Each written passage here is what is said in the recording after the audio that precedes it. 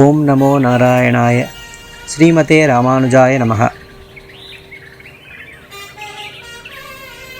சென்னல் ஆர்வயல் சூழ் திருக்கோட்டியோர் மன்னு நாரணன் நம்பி பிறந்தமை மின்னு நூல் விட்டு சித்தன் விரித்த இப்பண்ணு பாடல் வல்லாருக்கு இல்லை பாவமே.